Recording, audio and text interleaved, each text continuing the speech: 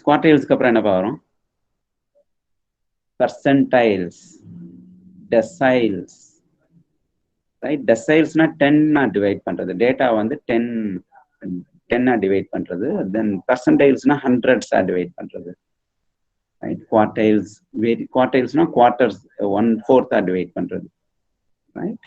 Then variance, standard deviation, coefficient of variation, right? So that's what the two I did not say, percentiles and quartiles, percentiles and deciles I have not put up here, but it is also a type, right? Measuring called dispersion. So last class we have seen what is called dispersion. It is called as spread. It is called as data spread or data variability, right? So simplest measure of dispersion is called as range.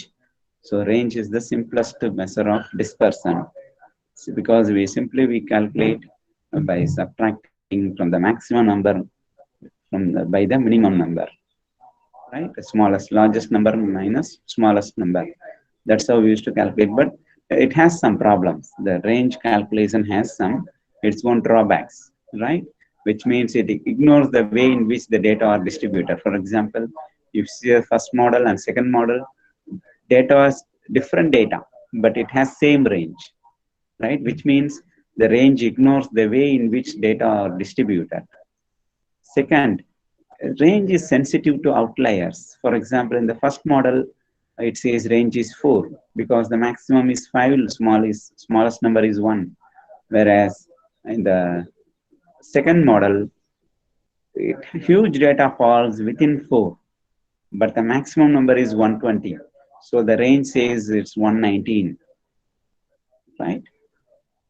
So that's how we have seen. Then quartile measures. Quartile measure means dividing the data into 4 parts, right? That means 1/4.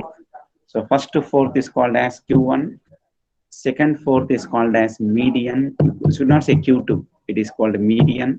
And the third quarter is called Q3. And the fourth quarter is called the maximum number. So there is no Q4, right? We have only Q1 and Q3 calculation, right? If you calculate Q2, it's nothing but median, right? Am I clear?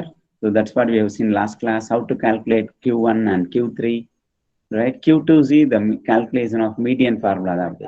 So before starting to calculate quartiles, what we need to do, we need to keep it in order, right? It is called ranked data. It can be ascending order or descending order. It's called ranked data. So then what is that? So if you take the data in order, so which is Q1, which is Q2, which is Q3, we have done this last class, right? And then we have also learned what is IQR, interquartile range, which means Q3 minus Q1. So range is sensitive towards outlier. So to overcome that difficulty, we calculate interquartile range, right? We calculate interquartile range, which means Q3 minus Q1. Right? So interquartile range helps us to calculate the exact range. Right? Then we came to know what is box plot. What is box plot? How to draw this? What is the purpose of box plot? Right? Those things. Then we came to know what is skewness. What is skewness? If the data is distributed equally, then it is called symmetric. It is called symmetric, which means no skewness. If the data is asymmetric, is not equally fall in the bell-shaped curve, then it is called asymmetric. The asymmetric is called as skewness, right? So it can be either negatively skewed or positively skewed, right? So it can be seen by using the box plot graph. So if you see the data here, bell-shaped curve and the box plot. So where does it goes? It goes towards right side. The box plot goes towards the right side, which means it is called a negatively skewed.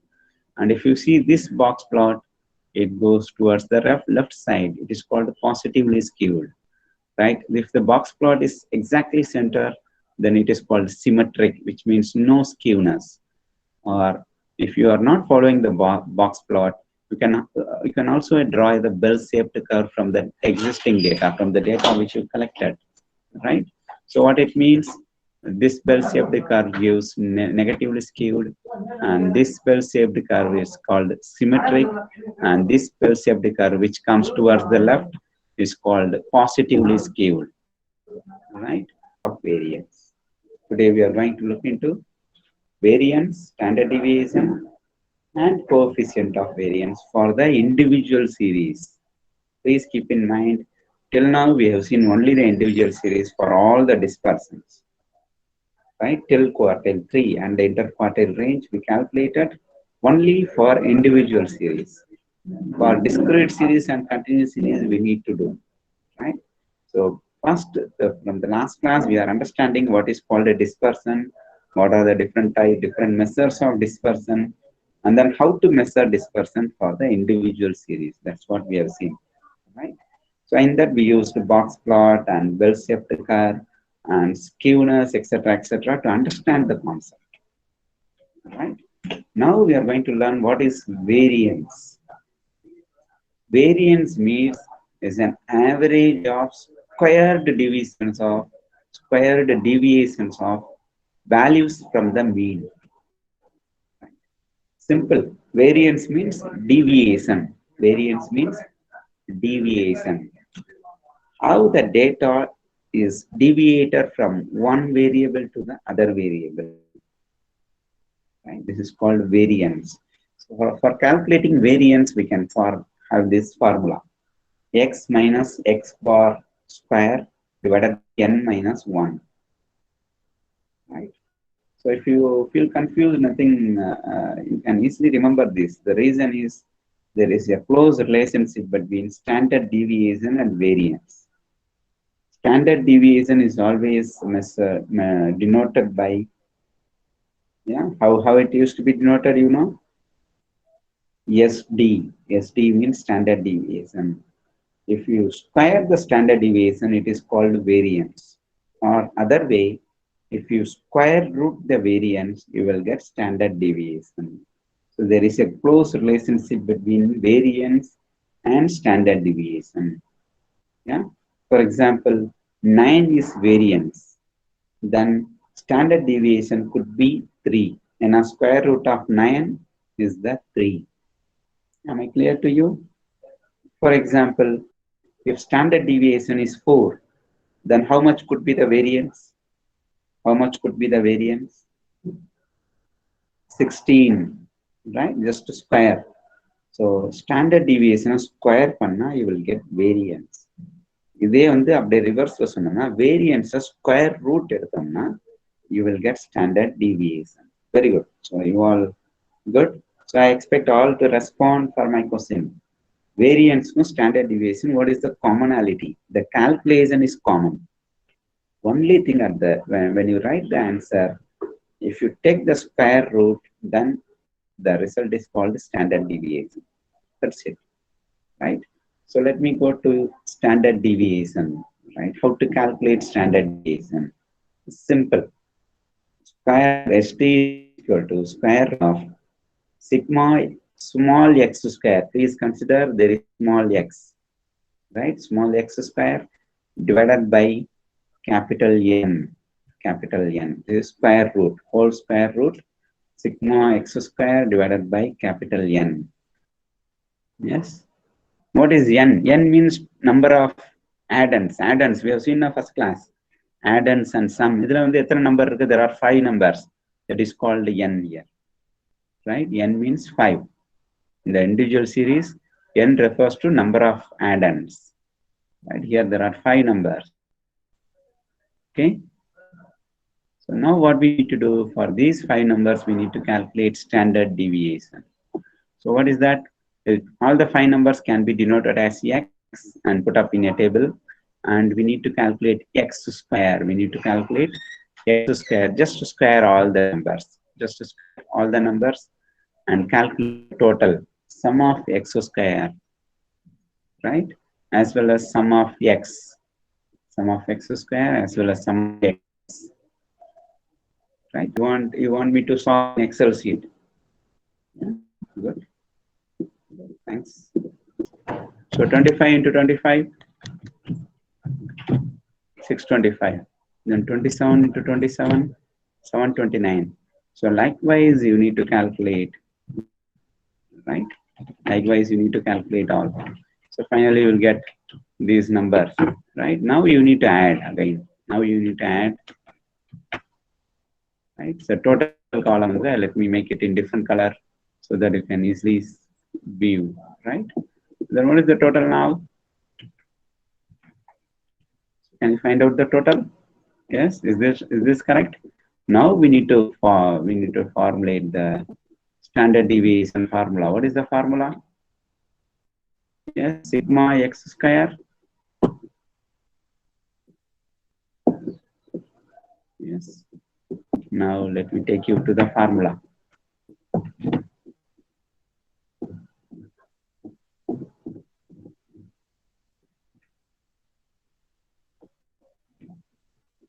Yes, can you see the formula here? I'm going to solve, I'm going to use this formula. Yes, d is equal to, right? So square root of ex square. Ex, what is the ex square? Ex square 4564, right? Divided by n. N means number, right? Then minus ex square. Ex, they have put up a closed bracket. Yeah, can you see? I'm making it in by using the mouse. I'm showing it to you. So what is that? Sigma x is 150 divided by 5. This is whole square. This is whole square. Right? Whole square. Power 2. Let me put it as power 2. Okay. So now we need to make it as square root. Square root of. Right. So let me put up. So we need to calculate these things separately and find out the standard deviation is equal to square root of. So if you calculate this, how much will you get? 4563. 4564. Can you calculate? 4564 divided by 5. Yes, you will get 912.8 minus 900. Yeah, am I correct? Am I correct? 900. Yeah. So just put up. Now can you subtract this? Standard deviation is equal to square root of 12.8. So if you calculate square root, so in calculator there is a format called square root, right?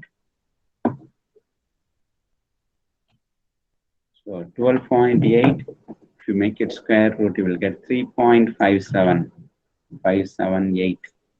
The answer is 3.578, which means the data which is given here, it has a small variance, small differences in between. For example, first data, second data, there are 2-point difference. Second data, third data, there are 4-point difference. Third data, fourth data, there is 1-point difference, and fourth and fifth data, there are 3-point difference. But altogether, there is average differences between the data, right? That average differences here it can be called as standard deviation, which is 3.578. Yeah. How will you calculate variance? Variance is equal to square of standard deviation. Square of standard deviation. So variance is equal to 3.578. Make it square. So how will you make it square? 2 times you need to multiply. So 3.578 multiplied by 3.578. So the answer is, so use the calculator please. 3.578 and 3.578 you will get 12.8. 12.8. That's it. So did we get 12.8 before? Yeah, we got here itself. Yeah, we got in the third stage itself. So before doing square root, the result is called variance. If you do a square root, then it is called standard deviation. Variance is equal to 12.8. Is this clear to you all? Is this clear? Yeah. Are you able to write? Are you able to follow and write in your notebook? Yeah. Tabular column போட்டு எழுதுனாதான் you can understand, right? Otherwise, I will solve and the recordings will be available, but at the end, you may not understand unless you practice, right? And there is one more formula here in the screen, right? So what is that dx and dx?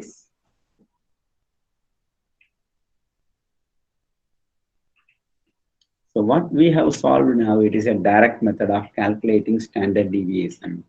If you apply this formula like dx, then it is called indirect method, where we can calculate standard deviation from the mean of the data. Right?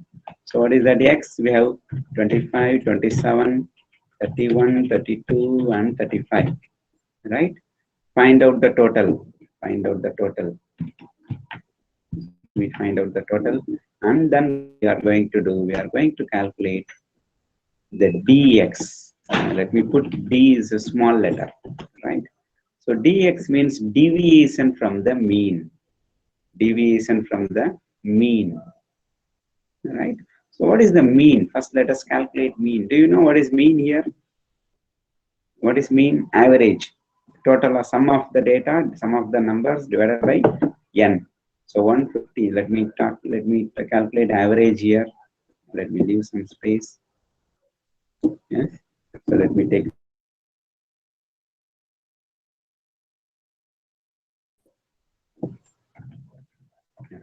Let me take the first sheet. Okay. So how do you calculate average? Yes. How will you calculate average here? So average is equal to sum of numbers divided by number of add-ons. Or you can also say, what is that? You can also say what is that? Sigma x divided by n, right?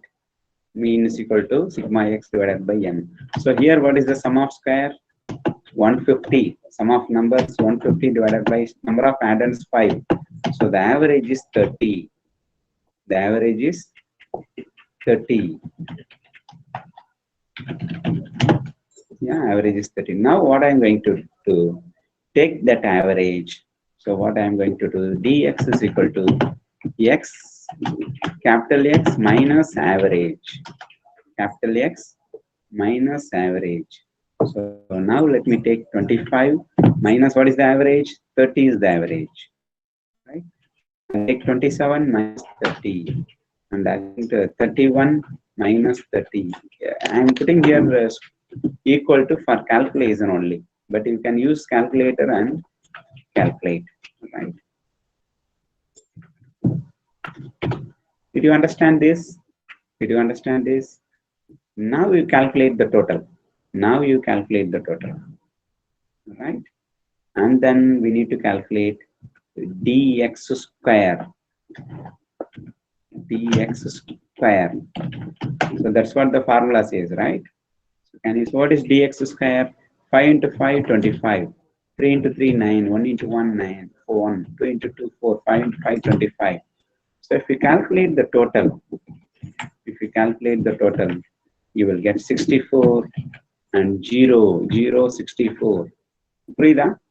So I have calculated the total. So now I am going to apply, what is that? Standard deviation. What is the formula standard deviation? Yeah. Square root of dx square divided by n minus dx divided by n whole power 2.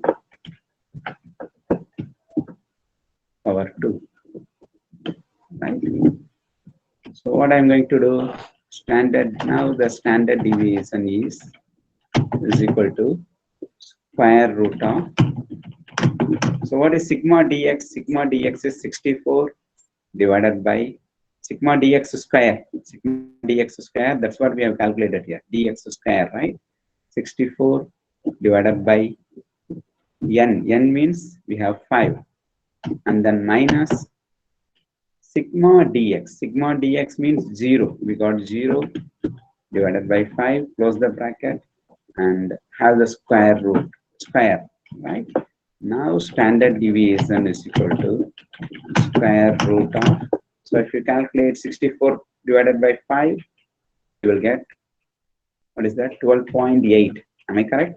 12.8 minus, so it is always 0, because 0 divided by 0 and square, you will get 0 only, right? Anything divided by 0, anything, 0 divided by anything becomes 0 only, right?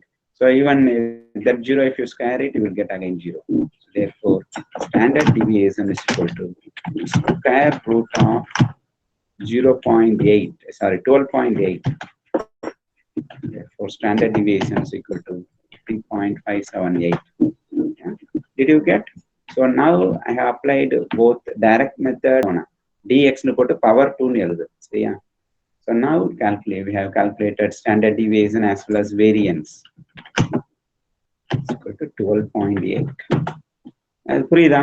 First சொன்னது is a direct method, second சொன்னது indirect method. Sir ரெண்டுதுல என்ன sir difference? First இதுல without calculator you cannot solve, and you need to struggle. If you make any mistake, you will not come to know. But in indirect method, even if you don't have calculator, if you have some common sense, you can easily calculate. See, all single digit and double digit, within that it ends, right? Frida, did you understand this? So by using this also you can calculate. Okay, there is a third method. The third method is, here we have taken average, right? We got exactly 30. We got average exactly 30. If you get in decimal, for example, if you get 30.5793, or if you get 28.3723, the average இப்படி வருதுன்னு வச்சுக்கோ, வரும். ஏன்னா average when you divide, இது ஏதோ நமக்கு லக்கான வந்து நமக்கு ரவுண்ட் நம்பர் வந்துச்சு, ஈஸியா நம்ம சப்ட்ராக்ட் பண்ணிட்டோம். டெசிமல்ல வந்துச்சுன்னா என்ன பண்றது, right? Or a number which is not possible to easily subtract, அந்த மாதிரி வந்துச்சுன்னா then what we will do? Or if you have n number of, நம்மகிட்ட 5 நம்பர் தான் இருக்கு x, இவ்வளோ உனக்கு ஒரு 50 நம்பர் இருக்குன்னு வச்சுக்கோம். 50 நம்பருக்கு வந்து ஆவரேஜ் வந்து சம்மந்தமே இல்லாத ஒரு நம்பர் வருதுன்னா then you will find difficult, right? So during that time we can take any of these number as average. This average is called assumed mean. And then you can calculate the same method. In the same method. Yeah, for example, I will use that. So instead of taking average, because I assume there is no average. I will not take average, right?